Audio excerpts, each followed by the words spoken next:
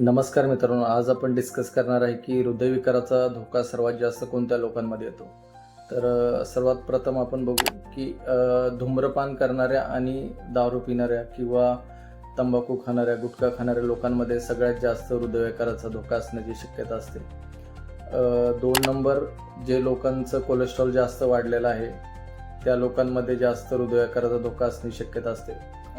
3 नंबरमध्ये बघायला गेलं तर आपण ज्यांचा कंटिन्यू ब्लड प्रेशर हाय राहतो 170, 180, 200, 190 म्हणजे टॅबलेट खाऊन सुद्धा ज्यांचा ब्लड प्रेशर कंट्रोल नाही राहत तर अशा लोकांमध्ये हृदयविकाराचा धोका असण्याची शक्यता जास्त असते.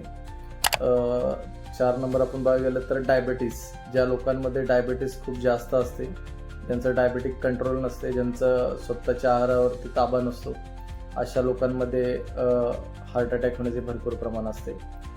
5 नंबर आपण बघू की ज्या लोकांचं खाण्यामध्ये जास्त तेलकट, साखरेचे पदार्थ, आउटसाईडचं फूड, जंक फूड जास्त खातात, अशा लोकांना पण हृदयविकाराचा धोक्याची जास्त शक्यता असते. 6 नंबर म्हणजे असे लोक की ज्यांचं कंटिन्यू खुर्चीवरती बसून काम असतं, कोणत्याही प्रकारचा ते व्यायाम करत नाहीत, अशा लोकांमध्ये पण भरपूर धोका असतो हृदयविकाराचा.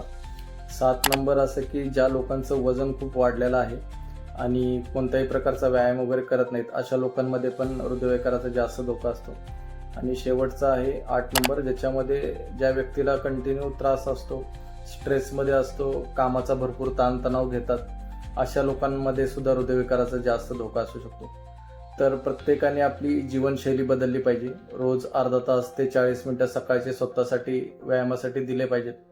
जर दिवसाची सुरुवात जर तुमची चांगली होत असेल तरच तुम्ही सर्व आजारांपासून भीती नसणार आहे तुम्हाला कोणत्याही आजाराची.